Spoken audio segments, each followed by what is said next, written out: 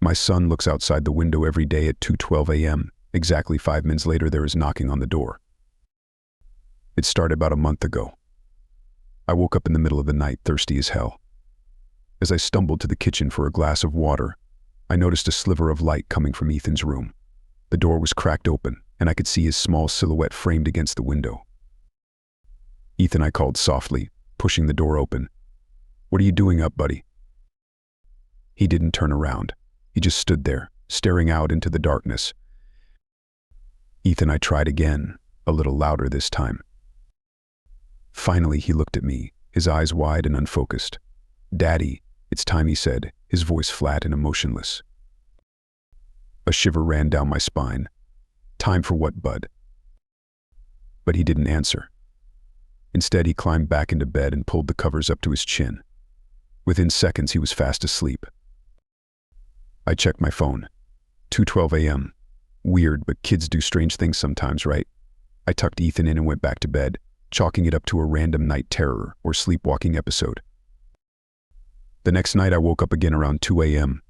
Call it parental instinct or just paranoia, but something made me check on Ethan. Sure enough, there he was at the window again. I checked my phone, 2:12 a.m. on the dot. This time, I didn't say anything. I just watched him from the doorway. He stood there, perfectly still, for exactly 5 minutes. Then, just as I was about to intervene, a sound pierced the silence that made my skin crawl. Knock. Knock. Knock. 3 sharp raps on our front door. Ethan didn't react. He just climbed back into bed like nothing had happened. With my heart pounding in my chest, I crept downstairs and peered through the peephole. The porch light illuminated an empty stoop. No one was there. I tried to convince myself it was just a coincidence, maybe some drunk teenager playing a prank, but a nagging feeling in my gut told me something wasn't right. For the next week, the same thing happened every single night. Ethan at the window at 2:12 a.m., knocking at 2:17 a.m., no one at the door. I tried talking to Ethan about it during the day, but he had no memory of getting up at night. He just looked at me with those big, innocent eyes and asked if we could have pancakes for breakfast. I was starting to lose it. I wasn't sleeping. I couldn't focus at work. Every night, I'd sit on the stairs, watching Ethan's door, waiting for 2:12 a.m. with a mixture of dread and morbid curiosity. One night, about 10 days in, I decided to do something different. At 2:10 a.m., I quietly entered Ethan's room and stood next to his bed. As the clock ticked over to 2:12, his eyes snapped open. He sat up, but when he saw me, he froze. "Daddy," he whispered, "you shouldn't be here." "Why not, buddy?" I asked, trying to keep my voice calm. "Because," he said, his eyes darting to the window, "she's waiting." My mouth went dry. "Who's waiting, Ethan?" But before he could answer, the knocking started. Only this time it wasn't coming from the front door. It was coming from the other side of Ethan's bedroom window. Knock. Knock. Knock. The knocking stopped as suddenly as it had started. In the eerie silence that followed, I could hear my own ragged breathing and the frantic pounding of my heart. "Ethan," I whispered, my voice trembling, "get away from the window. Now."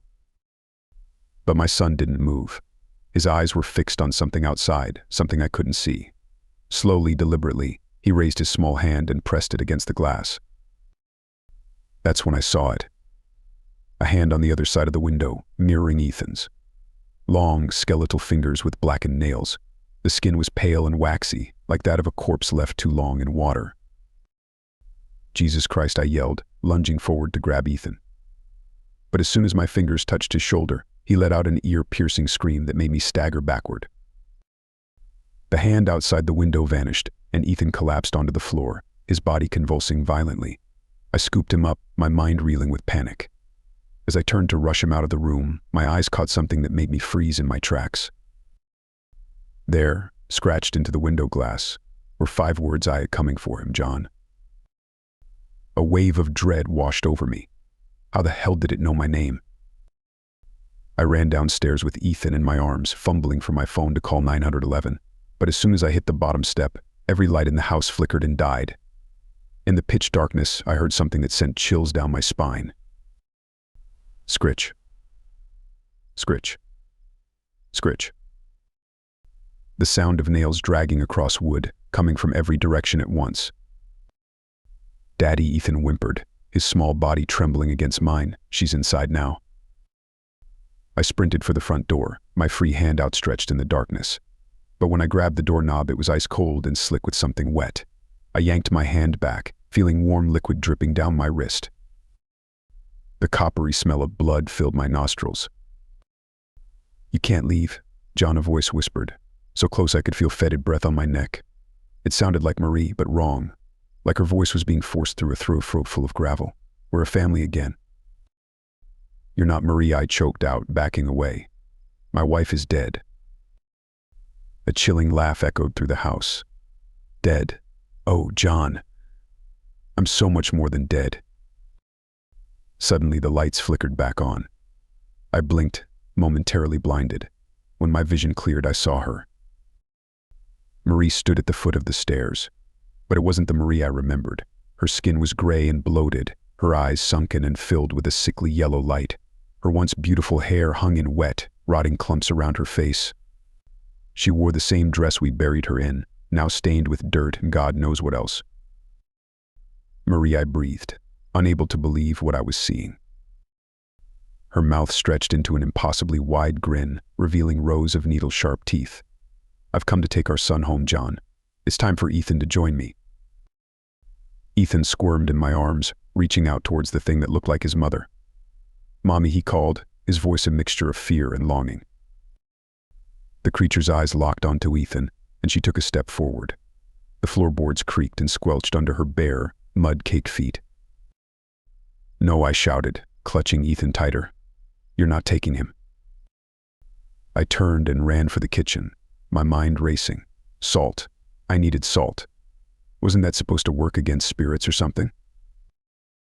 As I fumbled through the cabinets, I could hear Marie's wet footsteps getting closer. The air grew cold, and the putrid stench of decay filled the room. "Oh, John," her voice sing-songed from just outside the kitchen. "You can't protect him forever. Ethan belongs with me now." I finally found the salt and turned around, ready to throw it.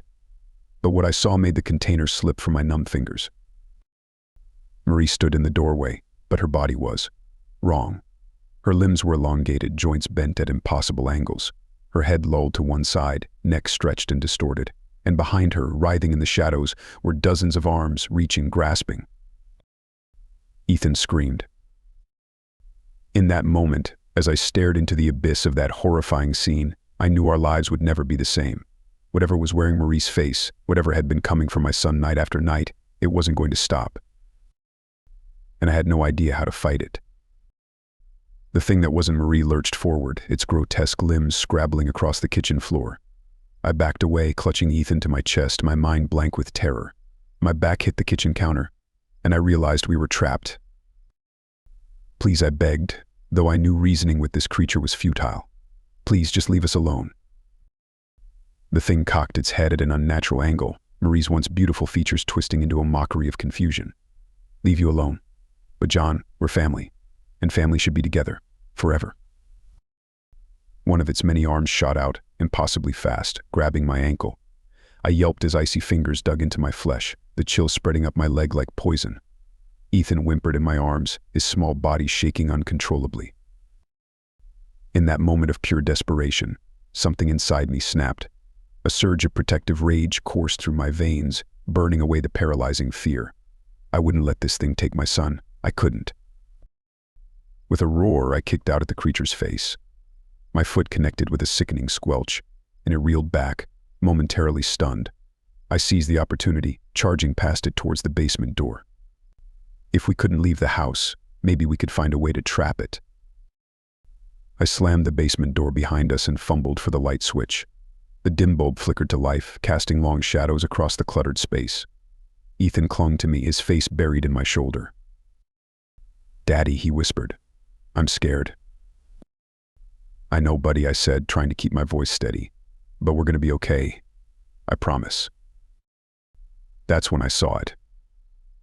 In the corner of the basement, partially hidden behind some old boxes, was a door I'd never noticed before. It looked ancient, its wood warped and stained with age. From upstairs came the sounds of splintering wood and shattering glass. The creature was tearing the house apart looking for us. With no other choice, I approached the mysterious door. As I reached for the handle, Ethan suddenly spoke up. "That's where Mommy comes from," he said matter-of-factly. I froze. "What do you mean, Ethan?" He pointed at the door. "Every night at 2:12, that door opens. Mommy comes out and goes to my window. She says she misses us and wants us to come with her. But I was scared, so I didn't open the window." My mind reeled. How long had this been going on? And why 2:12 a.m.? Then it hit me. 2:12 a.m., February 12th. The day Marie died. Before I could process this revelation, the basement door exploded inward.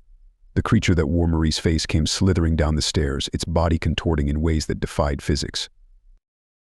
"Found you," it hissed, its voice a chorus of whispers. I grabbed the handle of the mysterious door and yanked it open. Beyond it was not the foundation of our house, but a swirling vortex of shadows and mist. The air that rushed out was frigid and smelled of decay. The creature let out an inhuman shriek. "No, you can't send me back. I won't go alone." It lunged at us, its numerous arms outstretched. In that split second, I made a decision that would haunt me forever. I set Ethan down and kissed his forehead. "I love you, buddy. Always remember that." Then, using all my strength, I shoved the creature towards the open door. But as it teetered on the threshold, one of its arms wrapped around my waist. I looked at Ethan, saw the terror and confusion in his eyes. "Run, Ethan. Run upstairs and don't look back." The last thing I saw was my son's tear-streaked face as the creature and I fell through the doorway into the abyss beyond. I don't know how long I fell. Time seemed to have no meaning in that place of shadows and whispers. But eventually I crashed onto what felt like solid ground. I opened my eyes to find myself back in my own basement. The old door had vanished, leaving only a blank wall. Sunlight streamed through the small windows. Morning had come. Painfully, I climbed the stairs, calling out for Ethan. I found him curled up on the living room couch, sleeping peacefully. When I woke him, he had no memory of the night's events. It's been a week since that terrible night. The scratches on Ethan's window are gone, as if they never existed. He no longer gets up at 2:12 a.m. To all appearances, our lives have returned to normal. But I know better. Sometimes, late at night, I hear whispers coming from the basement. And in my dreams, I see Marie, the real Marie, reaching out to me from beyond a door I can never open. I don't know if the creature will find another way back. I don't know if it's truly gone, or if it's just biding its time. All I know is that every night, I check on Ethan at 2:12 a.m. And every night, I pray that the knocking doesn't start again.